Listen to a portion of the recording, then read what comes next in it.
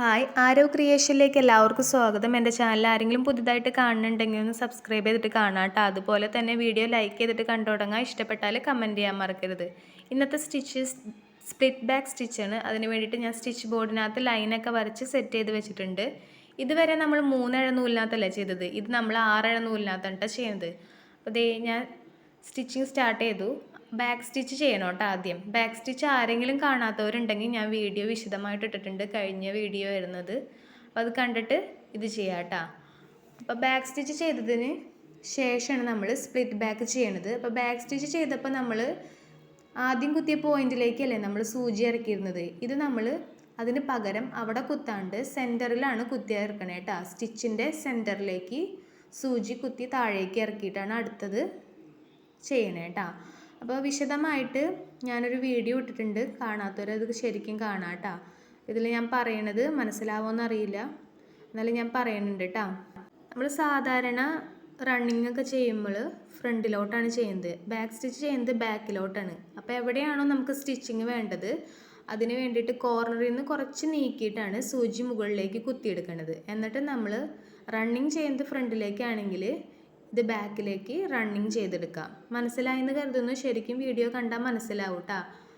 എന്നിട്ട് നമ്മൾ അടുത്ത സ്റ്റിച്ച് ആക്കുമ്പോൾ ഇതേപോലെ തന്നെ കുറച്ച് നീക്കിയിട്ടാണ് ബാക്ക് സ്റ്റിച്ചായിട്ട് എടുത്തിട്ട് ആദ്യം ചെയ്ത പോയിന്റിലേക്ക് ആയിരുന്നു കുത്തി ഇറക്കിയത്. ഇതിന് പക്ഷേ നമ്മൾ സെൻറ്ററിലേക്കൂടെയാണ്, സ്റ്റിച്ചിൻ്റെ സെൻറ്ററിലേക്കൂടെ സൂചി ഇറക്കണം. എന്നിട്ടാണ് ഓരോന്ന് ഇതേപോലെ തന്നെ ചെയ്തെടുക്കണം കേട്ടോ. അപ്പം ഞാൻ ദേ ഫുള്ളും ചെയ്തെടുത്തിട്ടുണ്ട്. ഇനി കെട്ടൊക്കെ ഇട്ട് കൊടുക്കാം കേട്ടോ.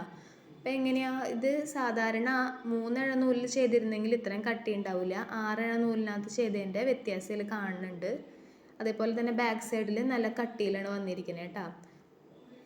ബാക്ക് സ്റ്റിച്ചിൻ്റെ ഒരു വേരിയേഷൻ സ്റ്റിച്ചാണ് സ്പ്ലിറ്റ് ബാക്ക് സ്റ്റിച്ച്. നമുക്ക് 4 ഇഴ നൂലിൽ വേണമെങ്കിൽ ചെയ്യാം, 6 ഇഴ നൂലിൽ വേണമെങ്കിലും ചെയ്യാം കേട്ടോ. ഇപ്പം ഞാനിവിടെ 6 ഇഴ നൂലിലാണ് ചെയ്തിരിക്കുന്നത് കേട്ടോ. അപ്പോൾ കെട്ട് കൂടാനൊക്കെ സാധ്യത കൂടുതലാണ്, അപ്പോൾ അതൊക്കെ നോക്കിയിട്ട് ചെയ്യാം കേട്ടോ. ഇനി ഞാനൊരു മോട്ടീഫിനകത്ത് പടമൊക്കെ വരച്ച് സെറ്റ് ചെയ്ത് റെഡിയാക്കി വെച്ചിട്ടുണ്ട്. ഒരു തത്തമ്മയുടെ പടമാണ് വരച്ചിരിക്കണേ, പച്ച കളർ നൂലെടുത്തിട്ടുണ്ട്. നമുക്കിനി ചെയ്ത് തുടങ്ങാം കേട്ടോ. ആദ്യം ഞാൻ കുറച്ച് നീക്കിയിട്ട് സൂചി മുകളിലേക്ക് കുത്തി കൊടുക്കുന്നുണ്ട് ബാക്ക് സ്റ്റിച്ച് ചെയ്യാൻ വേണ്ടിയിട്ട് കേട്ടോ. കോർണറിൽ നല്ല കുത്തുന്നത് കുറച്ച് നീക്കിയിട്ട് സൂചി കുത്തി കൊടുത്തിട്ടുണ്ട്. എന്നിട്ട് ഇനി എവിടെയാണ് നമുക്ക് സ്റ്റിച്ചിങ് കറക്റ്റായിട്ട് കോർണറിലേക്ക് ചെയ്യാം കേട്ടോ. അടിയിലേക്ക് സൂചി ഇറക്കി കൊടുക്കുക. എന്നിട്ട് കുറച്ച് നീക്കിയിട്ട് ആദ്യം ചെയ്ത പോലെ രണ്ടാമത്തെ സ്റ്റിച്ച് എടുക്കുക.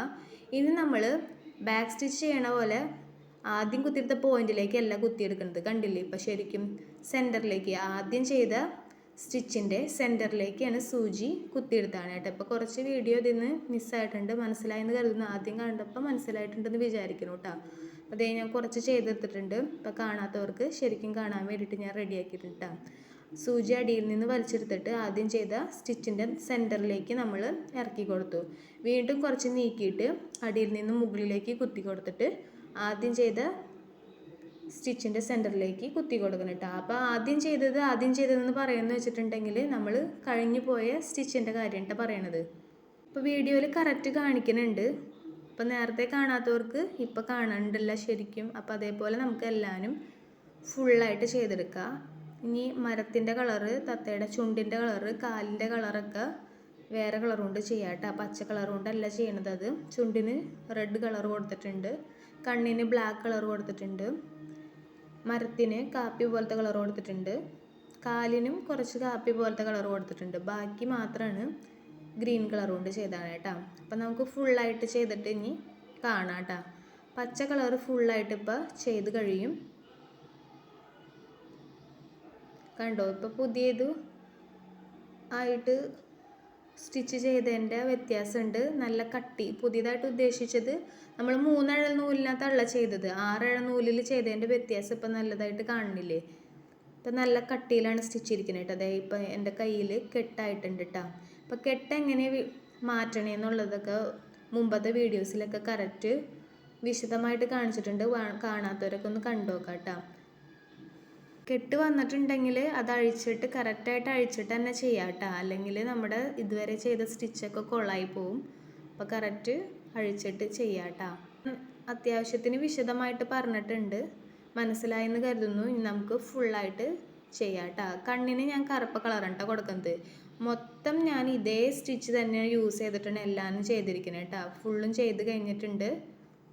അപ്പോൾ ഇത്രയേ ഉള്ളൂ സ്പ്ലിറ്റ് ബാക്ക് സ്റ്റിച്ച് കേട്ടോ. 6 നൂലിനകത്താണ് ചെയ്യണേന്നുള്ള ഒരു വ്യത്യാസം മാത്രമേ ഉള്ളൂ. ബാക്ക് സ്റ്റിച്ചാണ്, ബാക്കിലോട്ടാണ് ചെയ്യുന്നത്. സ്പ്ലിറ്റ് ചെയ്യുന്നത് സെൻറ്ററിൽ കൂടി എടുത്തിട്ടാണ് സ്പ്ലിറ്റ് ചെയ്യുന്നത്. ഇനി ഇതിൻ്റെ ബാക്ക് വശം കണ്ടില്ലേ, നല്ല കട്ടിയുണ്ട്.